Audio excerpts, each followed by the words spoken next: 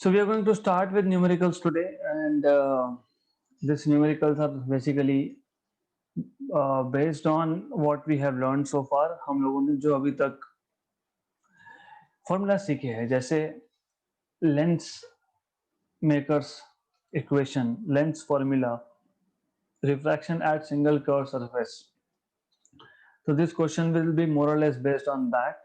जैसे हमने सीखा था what is refractive index in terms of real depth and apparent depth, and what is lateral displacement. So today we are going to solve around 6 questions, and these 6 questions will be based on the topics that I just mentioned. So to start off with first question 9.4, a crane flying 6 meter above a still clear water lake sees a fish underwater. For the crane, the fish appears to be at 6 centimeter below the water surface. How much deep should the crane immerse its beak to pick up that fish? For the fish, how much above the water surface does the crane appear? Refractive index of water is 4/3. तो ऐसा है, ये हमारे पास एक lake है. Lake में यहाँ पे एक फिश है. मान लेना ये फिश है. Assume this is a fish. Okay, this fish appears to be at a depth of, appears to be, so apparent depth A for fish. So given things, you have apparent depth of fish to be 6 centimeter. Okay, AF. आपको real depth of fish निकालना है. Okay, how much deep should the crane immerse? So real depth of fish you are supposed to find out basically. Just a minute, give me a minute. Yeah, so you are supposed to find out what is real depth Q, because as the question says, what does the question say? Question ने बोला कि a crane flying 6 metre above, मतलब crane जो है, crane पता है आपको, crane चीजों को पिक करता है. तो यहाँ पे एक क्रेन है, मान लेना. Here you have a crane, this is that crane. This crane is 6 metre above a still clear water lake. मतलब this is real height of the crane. Real height of the crane is 6 centimeter or 6 meter basically, not centimeter. Correct? Good. अब इस crane से देखा तो fish हमको दिखता है at a depth of 6 centimeter.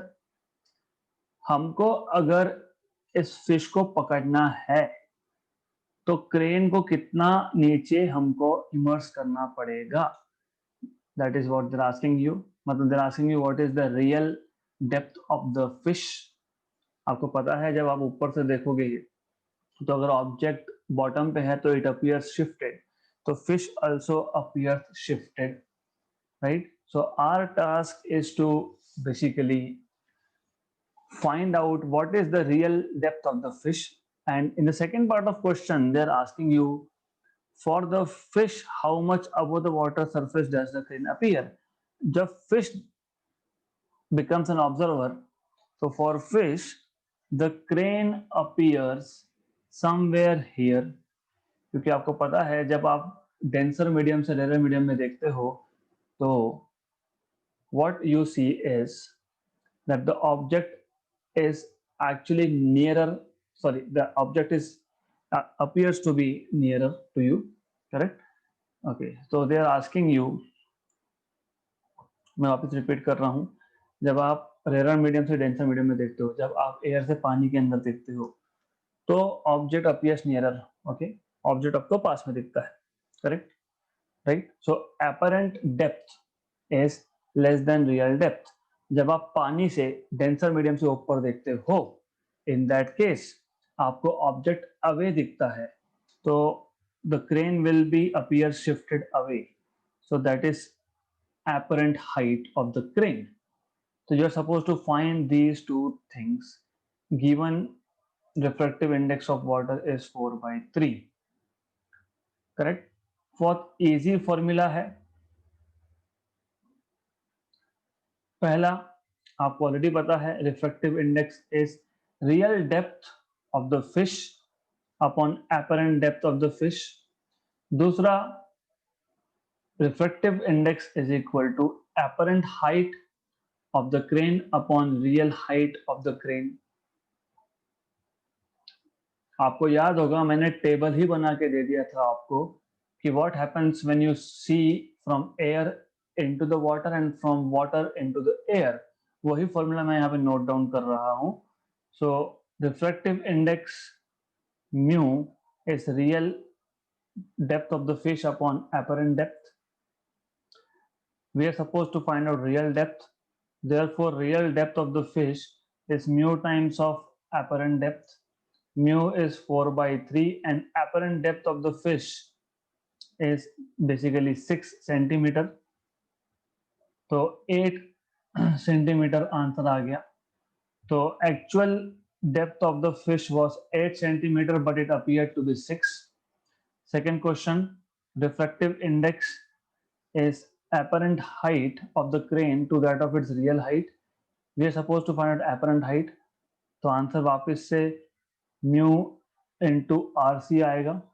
Mu is again 4/3 and real height is 6 meter, मतलब 8 metre answer आ गया.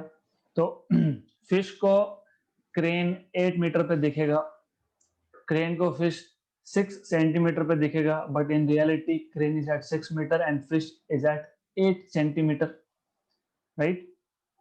तो वापस बता रहा हूं मैं, क्रेन इन रियलिटी 6 मीटर पे था अबव द वाटर, पर फिश को अपीयर होता है that it is at 8 metre. Crane को दिखता है fish at 6 centimetre, but in reality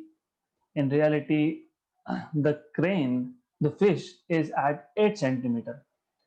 So that is magic of refractive index. So it may show an object nearer or closer than reality. Okay. So बहुत simple question था. आपको याद क्या होना चाहिए? जो फॉर्मूलाज मैंने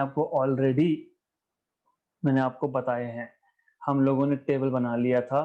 मैंने आपको ये भी बोला था कि आपके बुक में सिर्फ real depth upon apparent depth equal to refractive index mention किया है. हमने शिफ्ट भी निकाला था. हमने ये भी देखा था कि अगर आप वाटर की सरफेस के ऊपर से देख रहे हो तो फॉर्मूला क्या होगा, अगर आप डेंसर मीडियम मतलब वाटर के अंदर से देख रहे हो तो क्या होगा.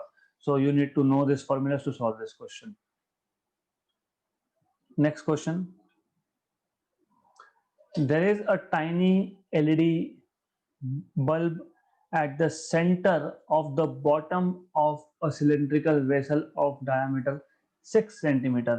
ये क्वेश्चन समझना बहुत इंपॉर्टेंट है, because what they are trying to tell you is there is a tiny LED bulb at the center of the bottom of cylindrical vessel. मान लो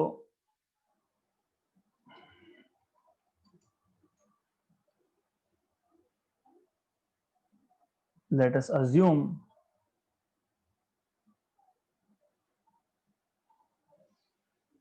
just a minute. Let us assume कि हमारे पास ये एक cylindrical vessel है.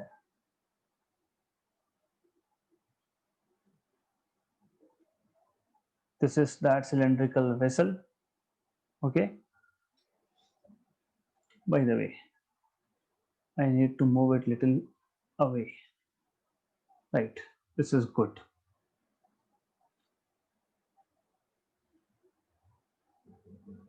So this is that cylindrical vessel. Okay. इस cylindrical vessel के bottom के center पे, मतलब यहाँ पे, right, at point A let us say. Okay. there is a LED bulb. यहाँ पे LED bulb है. Diameter अगर 6 सेंटीमीटर है, ओके, तो A का डिस्टेंस यहाँ से हो गया 3 centimetre, because that is radius. Height of the vessel is 4 centimetre, मतलब ये जो हाइट है this is 4 centimetre, the beaker is filled completely with an optically dense liquid, मतलब यहाँ पे एक लिक्विड भर के रखा है. Okay, I am not showing it but there is liquid assumption. The bulb is visible from any inclined position. The bulb is visible from any inclined position. ये बहुत इंपॉर्टेंट वर्ड है यहाँ पे. But just visible if seen along the edge of the beaker. Okay, अगर मैंने यहाँ से देखा तो it is just seen. It is just seen. याद रखना, just seen का मतलब क्या होता है कि this angle becomes critical angle. आपको याद होगा, अगर याद नहीं तो याद दिला देता हूं. कोई अगर यहां से देख रहा है तो this bulb is clearly visible. यहां से देखेगा तो भी क्लियरली विजिबल, क्योंकि उन्होंने बोला है the beaker is filled completely with an optical dense liquid, the bulb is visible from any inclined position. किसी भी इंक्लाइंड पोजीशन से the bulb is visible. But when you see along the edge then it is just scene.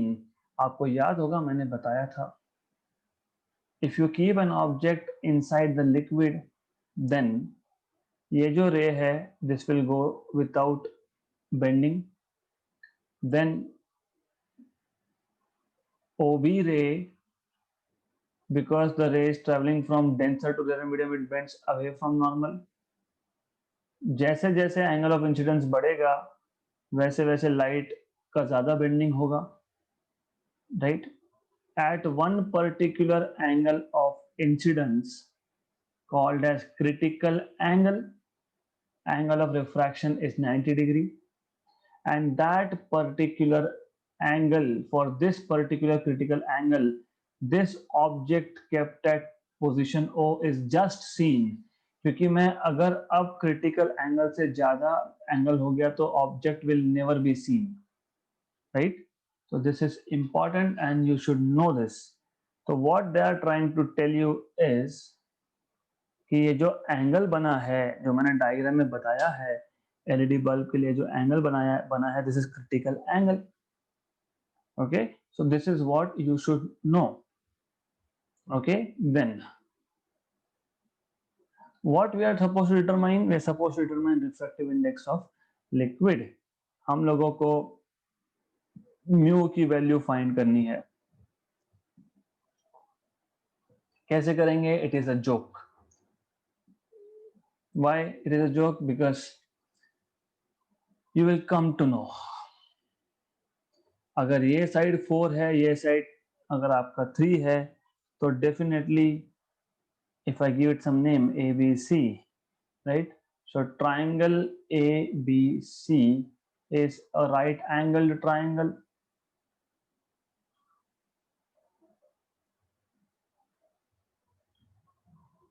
Therefore, you know AC square is equal to AB square plus BC square. Therefore, AC square will be 3 square plus 4 square, that is 9 plus 16, 25, and therefore AC is going to be 5 centimeter. तो ये आपका आ गया 5 centimeter, correct? Therefore, what we can say is sine of critical angle is opposite side upon hypotenuse, मतलब AB upon AC, right? But if you remember, अगर आपको याद होगा, ये मीडियम 1 है, ये एंगल 90 है, R इक्वल टू 90 है, ये मीडियम 2 है जिसका रिफ्रैक्टिव इंडेक्स फाइंड करना है हमको. But using Snell's law, mu2 sin IC is equal to mu1 sin R. mu2 is mu, sin IC अभी आपने लिखा AB by C, AB by AC. mu1 is 1, sin R, sin of 90 क्योंकि R 90 है. Okay, so you should know this. तो ये आपको आ जाएगा mu is equal to AC by AB. AC is 5 and AB is 3. So refractive index is 5 by 3. मैंने detail में करके दिया, एक्चुअली ये क्वेश्चन का सॉल्यूशन ओरल था, क्वेश्चन समझा होगा तो। सिलेंड्रिकल वेसल के बॉटम के सेंटर पे, और बॉटम का डायमीटर कितना 6, सेंटर पे मतलब 3 सेंटीमीटर पे एक एलईडी बल्ब है। इट इज जस्ट सीन, जब आप एज से देख रहे हो, सिलेंडर के एज से देखा तो जस्ट सीन होता है, जस्ट दिखता है। मतलब आपको ये पता होना चाहिए that we are looking at this particular object with an angle which is grazing the surface. Grazing मतलब टच होके जा रहा है सरफेस को, मतलब in short angle of refraction is 90 degree. This what I am trying to say. हम लोग यहाँ से देख रहे हैं, here is the observer, okay.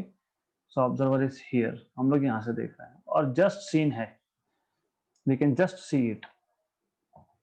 Height आपको दिया है सिलेंड्रिकल वेसल का 4 सेंटीमीटर, करेक्ट। तो ट्राइंगल एबीसी जो बना, it is right angle triangle, तो हाइपोटेन्यूज इज 5 सेंटीमीटर। तो sine of critical angle is opposite side upon hypotenuse 3/5 आ गया, मतलब ए बी बाई ए सी आ गया। फिर स्नेल्स लॉ अप्लाई कर दिया, राइट। स्नेल्स लॉ अप्लाई करके हमको मिल गया mu sine I C equal to mu one sine R. Mu one is 1 because surrounding medium is air, air के लिए mu one is 1 and sine r, okay, so sine r is 90 degree, sine 90 is 1. So after solving you get mu equal to AC by AB, that is 5/3. So that is the refractive index of the liquid that we are using, right? So it is very very simple thing, extremely simple thing. Next question, actually it is 9.6, ठीक है आपके book में वो, it is like that. Anyways, a paper glass paper weight, what is a glass paper weight? याद होगा आपको, कहीं देखा भी होगा आपने, वो टेबल पे पेपर उड़ ना जाए इसके लिए हम लोग एक ग्लास का बॉल रख देते हैं उसके ऊपर, that is glass paper weight. Of refractive index 1.5, of radius 3 centimetre, has a tiny air bubble trapped inside it. देखा होगा आपने, उसमें बहुत बार इंटेंशनली एक एयर बबल भी डाला जाता है। Closest distance of the bubble from surface is 2 centimeter. Where will it appear when seen from the other end, from where it is the farthest? अच्छे से क्वेश्चन समझ लो। ये हमारे पास आ गया paper, glass paper weight, glass paper weight है ये, गुड। इसमें इसका जो रेडियस है, मतलब this particular distance is 3 centimeter, okay. So I will, instead of showing here, I'll just show center and I'll say over here this particular distance r is equal to 3 centimeter. इसमें एक air bubble है, right. Closest distance of the bubble from the surface is, अब दो surface, यहां से या तो यहां से, कहीं से मेजर कर सकते हैं, इट्स योर चॉइस। बुक क्या बोलता है, बुक यहाँ पे दे देता है, वो बोलता है कि हाँ चलो एयर बबल यहाँ पे है, ओके। तो book says air bubble is here. I don't want to do it that way. Why? क्योंकि फिर मैं यहाँ पे डिस्टेंस जब मेजर करूंगा तो r negative, object distance negative, नहीं मुझे नहीं करना, I don't like it, I don't want to get into negative things, okay, keep away from negativity, good. तो मैं बोलूंगा कि चलो एयर बबल यहाँ पे है, और ये एयर बबल से इस साइड का डिस्टेंस जो है दैट इज 2 सेंटीमीटर, मतलब from this and this distance, object distance will become 4 centimetre. Easy है ना। अगर रेडियस 3 था, 3 में से ये 2 गया तो ये 1 बचेगा, this 1 and plus 3। So from farther side, दूसरे तरफ से इस बबल का डिस्टेंस आएगा 4 सेंटीमीटर। सिंपल चीज है ये, 3 सेंटीमीटर का रेडियस है ग्लास पेपर वेट का, उसमें एयर बबल है, एयर बबल का डिस्टेंस क्लोजेस्ट सरफेस से 2 सेंटीमीटर है, मतलब वो रेडियस से 1 सेंटीमीटर के डिस्टेंस पे है, this is 1 centimetre of distance, और ऑलरेडी रेडियस 3 है तो 3 + 1 4 ही होता है, इसका मतलब दूसरे सरफेस से डिस्टेंस इज 4 सेंटीमीटर, ओके। अब अगर हम लोग उसको यहां से देख रहे हैं, सो ऑब्जर्वर इज हियर, क्योंकि उन्होंने वैसा ही बोला है, when where will it appear when seen from the other end, when seen from the other end from where it is the farthest, जिस एंड से वो दूर है उस एंड से हम लोग उसको देख रहे हैं, तो कहां पे वो अपीयर होगा, ऐसा क्वेश्चन है, राइट। तो फर्स्ट थिंग बहुत इंपॉर्टेंट है, नहीं तो बहुत ज्यादा गलती होगी। First thing, given refractive index of the glass paper weight is 1.5, radius of curvature या तो radius of this glass paper weight is 3 centimetre. देखो अगर आप इस तरफ से ऑब्जर्व करते, राइट, तो इन दैट केस रेडियस आपको नेगेटिव लेना पड़ता, इसलिए मैंने यहाँ पे बिकॉज दिस कर्वेचर, अगर ये कर्वेचर लेता हूं तो radius goes on to the right hand side, and right hand side positive लेते हैं हम लोग, distances measured towards right are taken to be positive. तो that is why you need to understand कि ग्लास पेपर को कहीं से भी देखो फर्क नहीं पड़ने वाला। तो ऑब्जर्वर को लेफ्ट हैंड साइड पर रख के आपने कम से कम ये प्लस माइनस का टेंशन खत्म कर दिया, बुक को फॉलो नहीं करना है, जो मैं बता रहा हूं वो सुन लेना है, good, right. Then what we are supposed to find, we are supposed to find image distance, right? Then which formula we will be using, this case under study is refraction at a single curved surface, refraction at a single curved surface. So we will be using, if you remember, mu2 by v minus mu1 by u equal to mu2 minus mu1 by r। ये लोग n से denote करते refractive index को, आई don't like it, I use mu, तो मैं mu ही use करने वाला हूं। बाय द वे मैंने यहाँ पे लिखा म्यू इज 1.5, किसका म्यू, किसका म्यू है ये, that will come while I will be telling you, when I will be telling you solution। गलती कहां पे होती है, गलती यहाँ पे होती है कि जब हमने refraction at single curve surface सीखा था, तो ये था denser medium mu2 with refractive index mu2, I mean ये था rare medium which was air in our case. Object कहां पे रखा था, ऑब्जेक्ट हम लोगों ने रखा था इन एयर, ऑब्जेक्ट हम लोगों ने रखा था इन एयर, मतलब हम लोगों ने ऑब्जेक्ट रखा था रेयर मीडियम में, ऑब्जेक्ट हम लोगों ने रेयर मीडियम में रखा था, good, right, clear. The case under study is other way around, the case under study is other way around. Object कहां पे रखा है, ऑब्जेक्ट हम लोगों ने यहाँ पे जो है वो डेंसर मीडियम में रखा है, राइट। तो मैं डेंसर मीडियम मतलब ग्लास पेपर वेट जो है उसको मैं बोलने वाला हूं mu1, और मैं एयर को बोलने वाला हूं mu2। ये अगर गड़बड़ कर दी तो गए काम से, ओके। कैसे, मैं करके बताता हूं गड़बड़, पहले गड़बड़ कर लेते हैं। मैं अगर mu2 1.5 लेता हूं और mu1 इक्वल टू 1 लेता हूं, इसका मतलब ये होता है कि आप अज्यूम कर रहे हो कि ऑब्जेक्ट एयर में रखा हुआ है। अगर आप एज इट इज जो फॉर्मूला मेमोराइज कर लिया था उसको यूज कर रहे हो आप विदाउट अंडरस्टैंडिंग, मैं इसलिए बार बार बोलता हूं कि JEE नीट या CET without theoretical background if you are going to solve, +4 की जगह पे -1 मिलेगा आपको।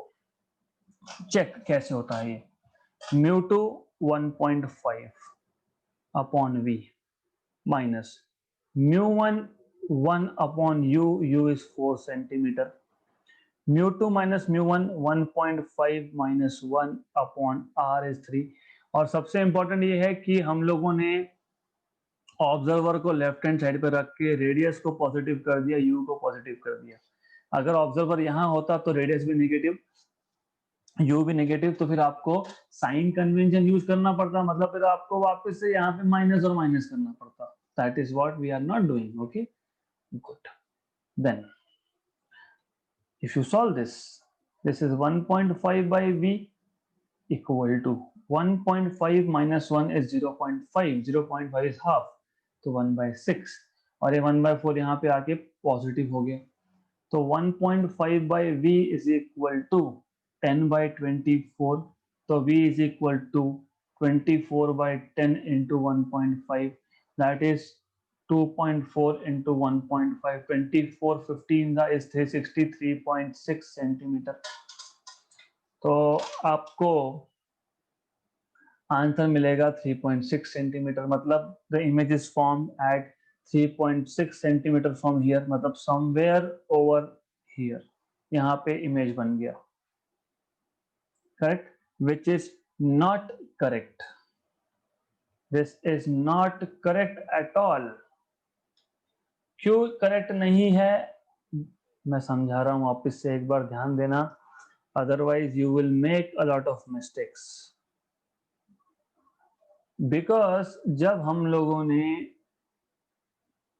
Refraction at single curve surface derive किया था, हमने बोला था कि ये जो कर्व सरफेस का मीडियम है ये डेंसर मीडियम है विथ रिफ्रैक्टिव इंडेक्स μ2, बाहर एयर है जो रेयरर मीडियम है विथ रिफ्रैक्टिव इंडेक्स μ1। ऑब्जेक्ट कहाँ पे रखा था, रेयरर मीडियम में रखा था। गुड। अब हमारा जो केस है, हमारे केस में क्या है कि एक ग्लास पेपर वेट है, ये ग्लास पेपर वेट है, इस ग्लास पेपर वेट का रिफ्रैक्टिव इंडेक्स 1.5 है और ऑब्जेक्ट मतलब एयर बबल इसके अंदर है, मतलब एयर बबल जो है वो डेंसर मीडियम के अंदर है। So you have to be very very sure that what you are writing is correct. Okay, so just a minute.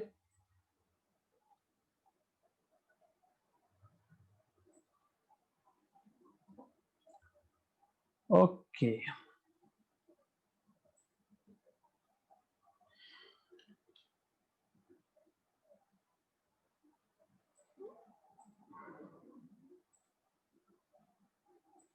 all right, good. So where is the problem? The problem lies over here. जहां पे object को रखा है that becomes μ1 and the other medium becomes μ2। यहाँ पे object जो है वो डेंसर मीडियम में था इसलिए μ1 is 1.5। अब सॉल्व करके देखो, μ2 की वैल्यू हमारे पास 1 है, v फाइंड करना है, μ1 की वैल्यू 1.5 है और u की वैल्यू 4 है सेंटीमीटर में। μ2 is again 1 and μ1 is 1.5 upon r is radius of curvature is 3 centimeter. Therefore you will have 1 by v minus 1.5 is 3 by 2 और नीचे और एक 4 है तो 3 by 8 इक्वल टू माइनस 0.5 मतलब हाफ और नीचे 3 है तो minus 1/6। Therefore you will get 1 by v is equal to 3 by 8 minus 1/6, that is equal to 1 by v, it is 18 minus 8 upon 48, 8 into 6 मतलब, so this is 48 by 10, so that is equal to 4.8 centimeter, right? So you need to understand what I have told you, नहीं तो definitely you are going to make a lot of mistakes over here if you don't take into consideration what I just told you, without understanding theory you cannot solve numericals. हर एक चीज हमको अच्छे से notice करना होता है, जैसे refraction at a single curve surface का फॉर्मूला डिराइव करते वक्त, मतलब ये फॉर्मूला डिराइव करते वक्त ऑब्जेक्ट हम लोगों ने रेयरर मीडियम में रखा था, यहाँ पे ऑब्जेक्ट डेंसर मीडियम में है. That is what you need to understand. Object जहां पे रखा था उसको म्यू1 बोल देना. यहाँ पे ऑब्जेक्ट ग्लास का में है तो ग्लास का रिफ्रैक्टिव इंडेक्स को म्यू1 बोल देना. जो दूसरा मीडियम होगा, फिर वो एयर हो या कुछ भी हो, उसको म्यू2 बोल देना. So this is how you are going to solve this question. Next, a dense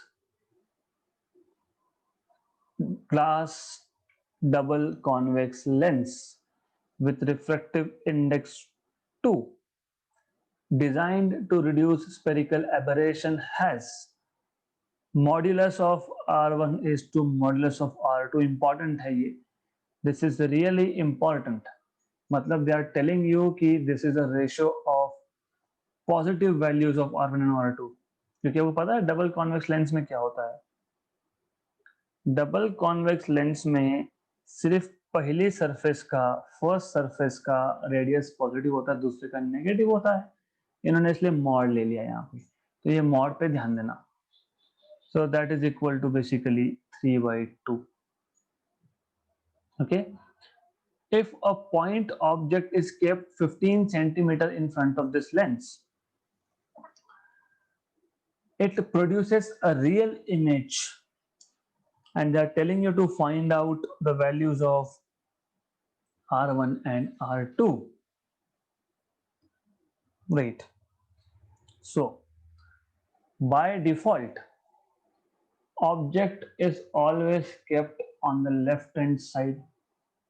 So U is equal to, अगर अभी आप -15 अभी लिख रहे हो तो बाद में वापस से U को माइनस करने का काम नहीं है.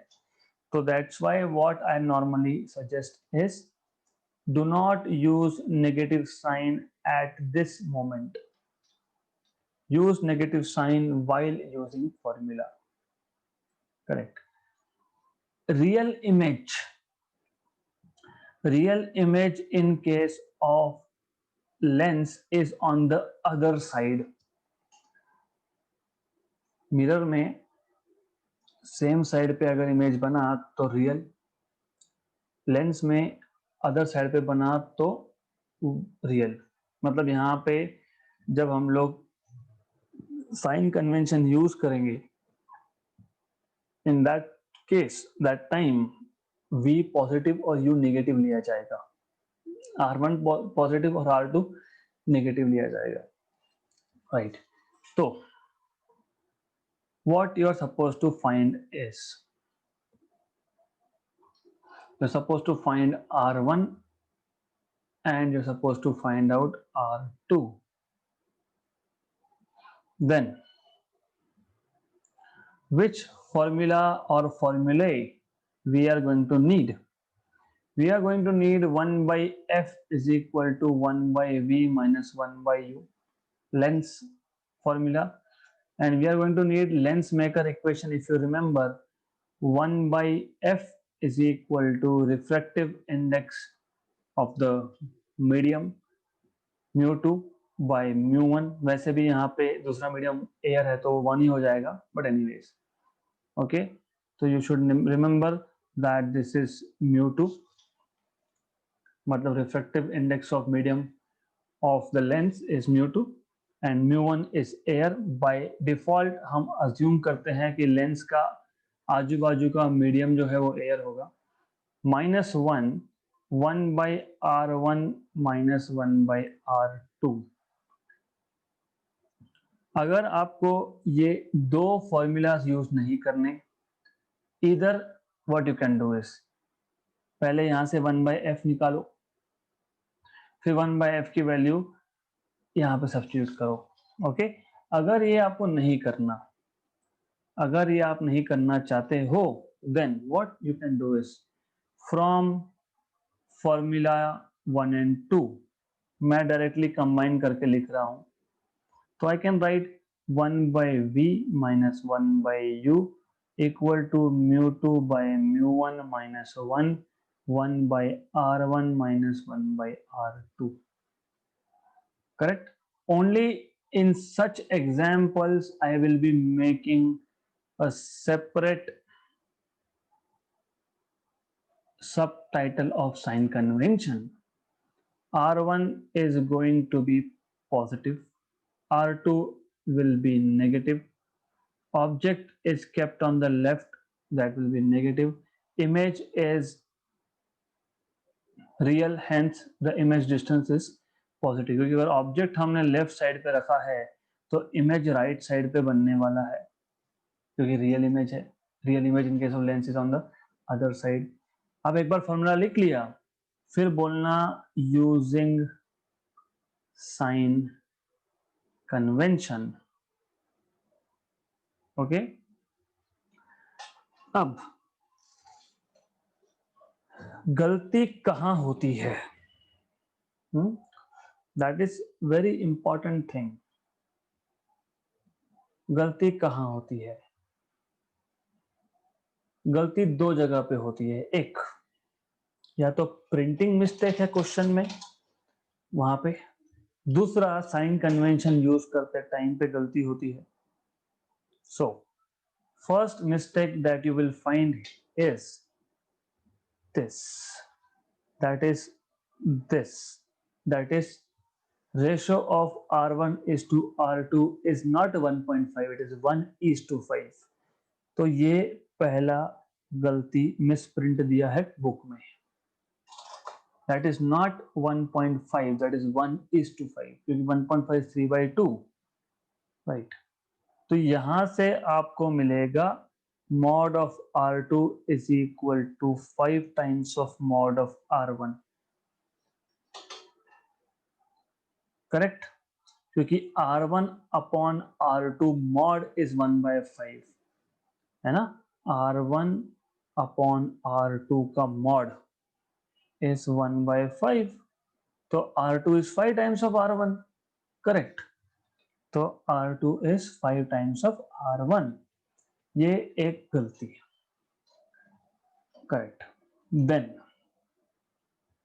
दूसरा गलती जो आपका हो सकता है, ये तो प्रिंटिंग मिस्टेक था, that you cannot control, but the mistake that you can control is sign convention.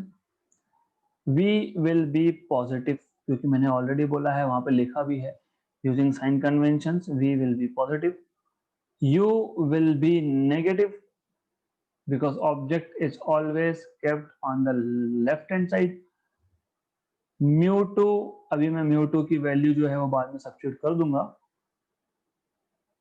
ऐसा करो कि पहले हम लोग R1 फाइंड कर लेते हैं, क्योंकि अभी R1 और R2 में से एक फाइंड कर सकते हैं पहले. कैसे? अगर मुझे R1 फाइंड करना है तो R2 की जगह पे 5 टाइम्स ऑफ R1 सब्स्टिट्यूट करना है. अगर R2 फाइंड करना है तो R1 की जगह पे R2/5 सब्स्टिट्यूट करना है. तो depends. I am solving for R1 first. तो मैंने पहले ही बताया था, जो पैरामीटर आप फाइंड करते हो उसका साइन कन्वेंशन यूज नहीं किया जाता है. If you remember, I told you the quantity that you are finding, right? उसका sign convention, don't use sign convention for the quantity which is to be determined. Minus 1 by R2, correct, 1 by R2, लेकिन हम R2 नहीं find कर रहे हैं, हम R1 find कर रहे हैं. तो मैं R2 के लिए साइन कन्वेंशन लिख रहा हूं. So that will be 1 by v minus of minus, मतलब plus, right? mu2 by mu1 minus 1 by R1 minus of minus is plus. Correct. Now you can substitute values. Correct. 1 upon 7.5, because the object image distance was 7.5. Let me just do a partition here so that we can avoid creating mess.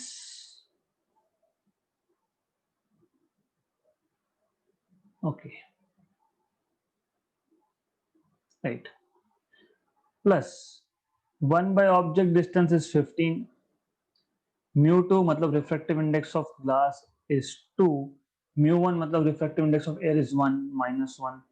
1 by r1 is to be determined. r2 is 5 times of r1 is 5 times of r1. okay, ये मैं लिख सकता हूँ 2 upon 15. 1 by 7.5 2 by 15 plus 1 by 15. 2 minus 1 is 1. इसको आप solve करो. 1 upon r1 plus मतलब I can just take out common. okay, 1 plus 1 by 5 and 1 plus 1 by 5 is 6 by 5. okay, so that is 3 by 15. This is 1 by r1 6 by 5. 1 जा 2 जा 1 जा 3 जा, तो r1 equal to आपको मिल जाएगा 6 centimetre. so you will get r1 to be 6 centimeter and therefore r2 will be equal to, मैं mod की बात कर रहा हूँ. okay, mod of r2 will be equal to 5 times of mod of r1, that will be equal to 5 times of 6, that will be equal to 30 centimeter. तो मिल गया r1 6 and r2 30 centimetre.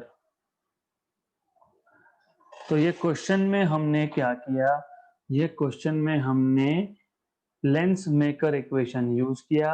1 by u minus 1 by v equal to mu2 by mu1 minus 1 1 by r1 minus 1 by r2.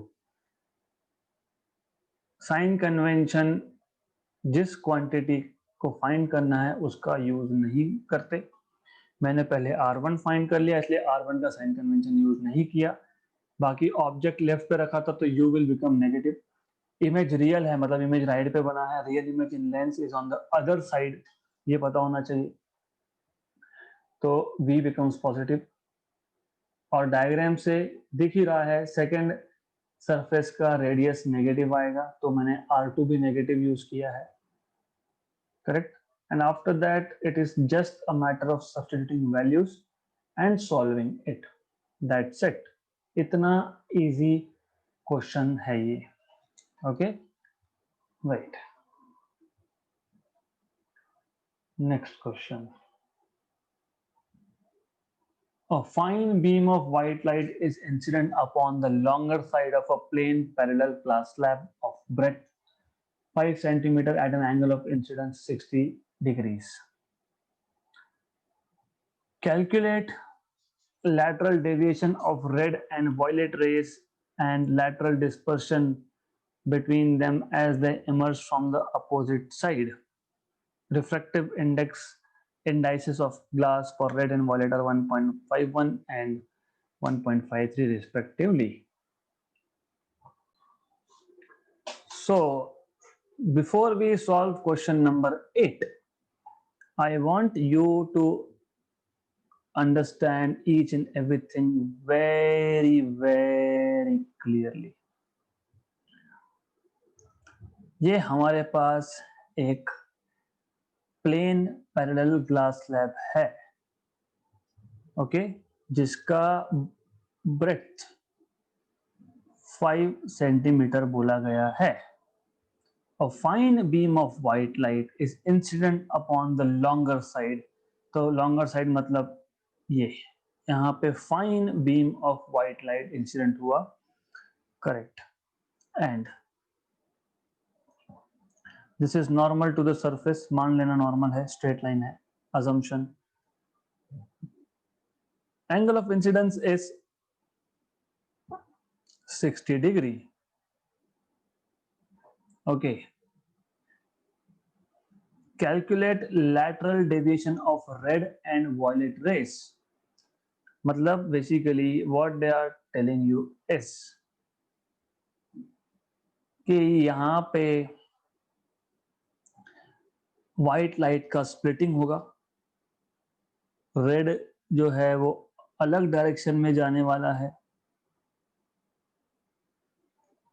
Okay, तो यहाँ पे second time refraction होगा और red जो ray है it is going to go out something like this.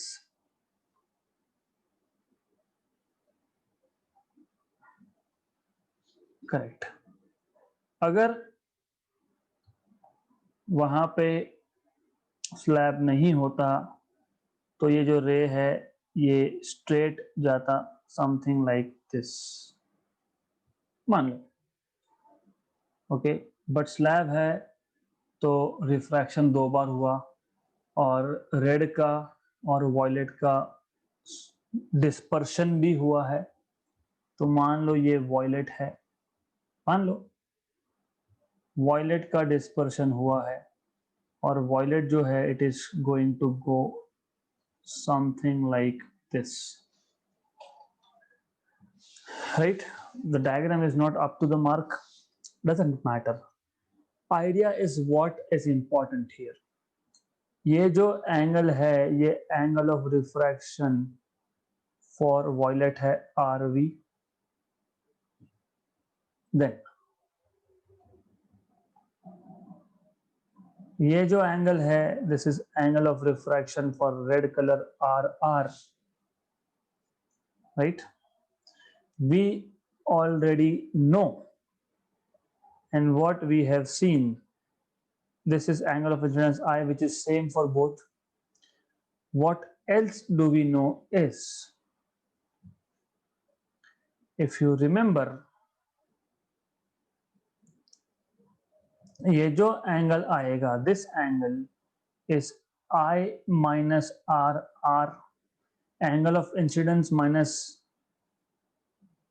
Angle of refraction for red, क्योंकि ये total angle I है उसमें से R माइनस कर दिया तो बचा हुआ एंगल होगा angle of incidence minus angle of refraction for red colour. Similarly for violet, this particular angle, this angle is I minus RV. This distance is lateral displacement for, जिसको हमने if I remember correctly हमने इसको D से denote किया था, lateral displacement for violet। अगर ऐसा नहीं करना तो इसको नामकरण कर दो VM, correct? Lateral displacement for violet is VM. Then for red lateral displacement is this much, और इसको भी कुछ नाम दे ही देते हैं, some name, let us say RT. Okay, doesn't matter, you can give any name. Okay, then आपको और एक चीज पूछी है, बोला है calculate lateral deviation for red and violet, मतलब ये VM और RT निकालना है and lateral dispersion between them. Lateral dispersion मतलब आपको basically what you need is lateral displacement dispersion between them, मतलब आपको ये डिस्टेंस भी निकालना है। So you are supposed to find out this also, VR also, right? You're supposed to find this distance also.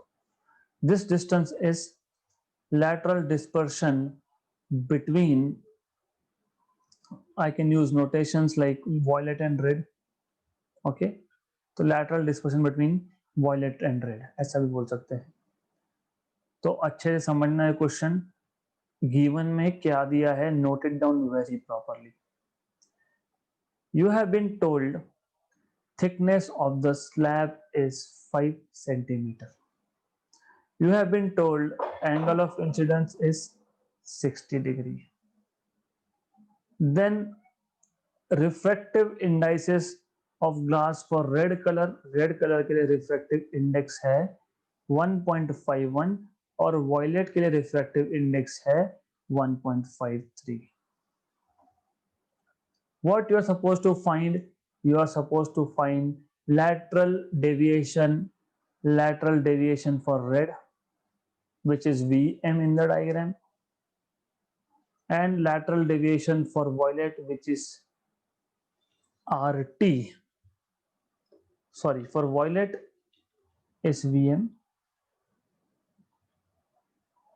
and for red is RT. ये दोनों चीजें आपको फाइंड करनी है, lateral deviation for violet and red and lateral dispersion between violet and red.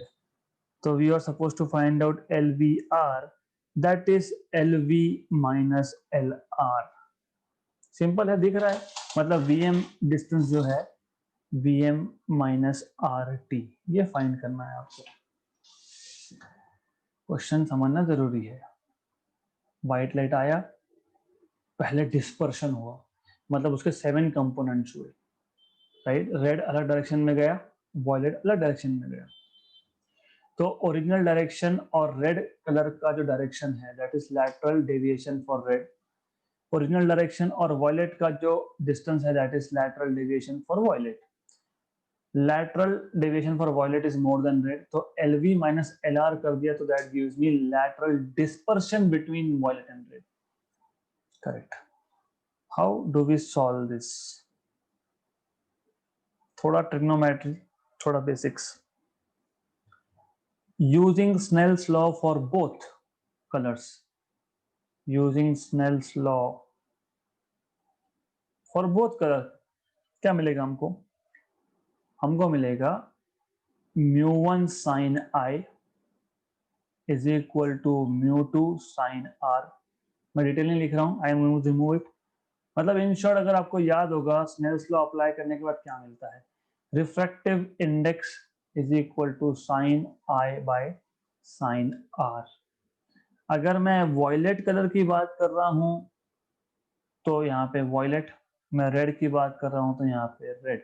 Refractive index for red colour sine of I is same for both, refractive sine of angle of refraction is R of are.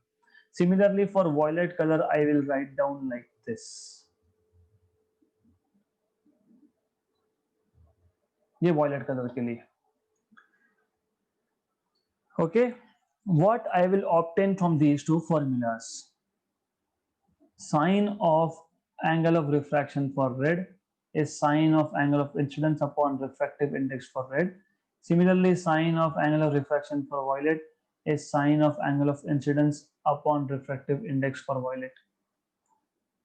So sine of 60 degrees root 3 by 2, we know this. Sine of I is 60. Refractive index for red is 1.51. Similarly, sine of RV is root 3 by 2 upon 1.53. इसको solve करना पड़ेगा, and once you solve this you get around, for red you get 0.5735 and for violet you get around 0.566, something like this. Okay, right. अब यहां से मिलेगा आपको angle of refraction का value in degrees, and I was really not aware कि आपने log table सीखा ही नहीं है आपने। तो साइन की वैल्यू 0.5735 कब आती है, ये नेचुरल साइंस का टेबल होता है लॉग बुक में, वहां से निकालते हो, राइट। अगेन आई रिमेम्बर, मुझे याद है कि लॉग टेबल वगैरह वगैरह वगैरह सब लेना बाकी है, आई रिमेम्बर। ओके, मैं कुछ नहीं भूलता हूँ। प्रॉब्लम ये है कि the schedule is so tight कि I am not able to arrange an extra session. I will do it, that's my commitment, मैं करने वाला हूँ, बट एक टारगेट पूरा करने दो मुझे, फिर हम लोग करेंगे वो भी। तो ये लॉग बुक से आता है, एंड लॉग बुक से आप ये निकाल लोगे, साइन की वैल्यू 0.566 कब होती है, 34 डिग्री 28 मिनट्स पे। ओके, रेस्ट अश्योर्ड, मैं लेने वाला हूं, so don't worry, I will take it. Then मिल गया आपको angle of refraction for red and angle of refraction for violet. इससे क्या मिला, इससे हमको ये मिला, इफ यू रिमेंबर मैंने एक फॉर्मूला आपको डिराइव करके दिया था लैटरल डिस्प्लेसमेंट का, I don't know if you remember और not. d is equal to cos of r sin of I minus r, if you remember. Okay ये आपको याद होना चाहिए, मैंने आपको डिराइव भी करके दिया था and it is also in the modules of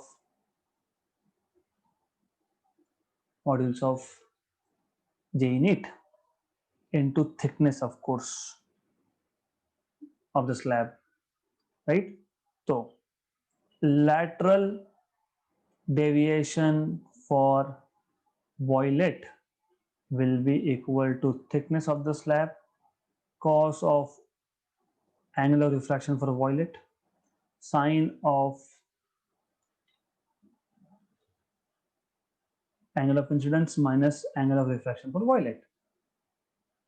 Thickness is 5 centimeter, cos of 34 degree 28 minute, sine of 60 minus 34 degree 28 minute. ये आपको सॉल्व करना है, you have to do it, you yourself have to do it. So this turns out to be around, if I am not wrong, 2.58 या कुछ आएगा ये. So this you have to solve. Okay, you have to solve. Otherwise, I'll just do it quickly on calculator for the time being. And cos of 38 degrees, 34 degrees, 28 minutes. Just a minute. Give me a minute. I am cheating actually because I am using calculators, which I am not supposed to do. But anyways, sometimes it's okay for me to cheat.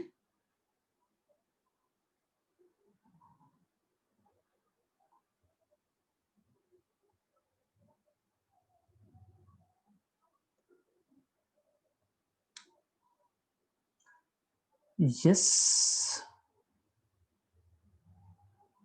Okay. 34.5, right? Correct.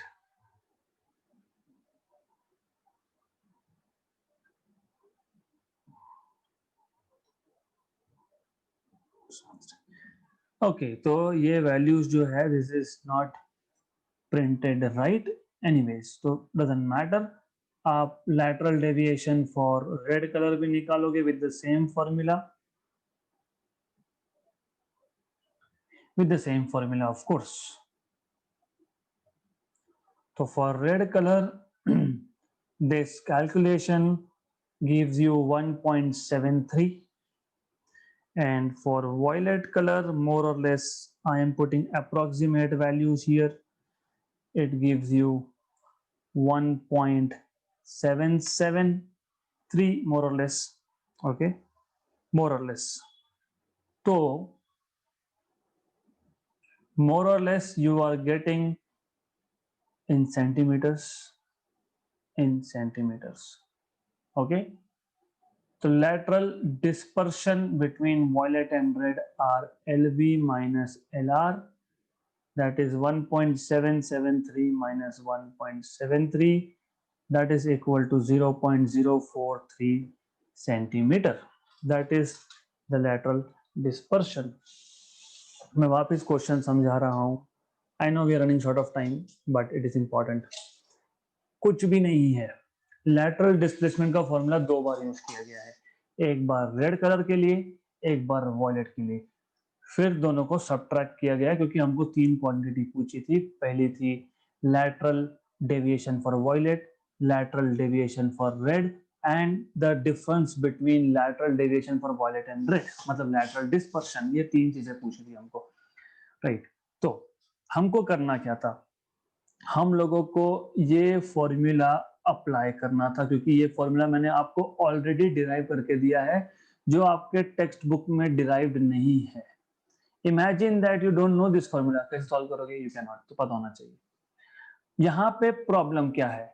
यहाँ पे question में problem ये है कि हमको angle of incidence दिया है, but we don't know what is angle of refraction for red and violet both.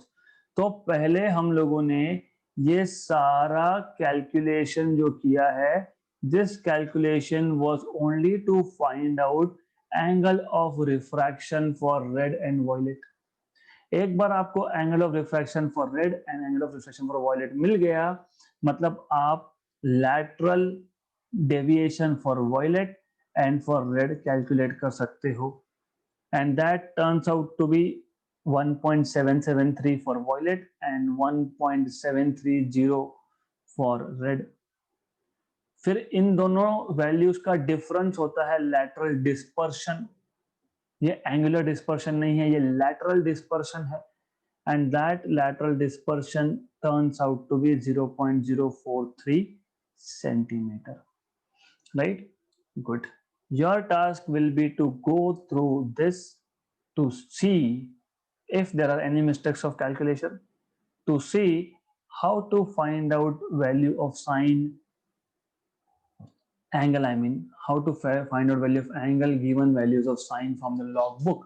log book मतलब log table नहीं, I am saying natural science की बात कर रहा हूँ मैं। Okay, so we will stop here and we'll continue in the next session।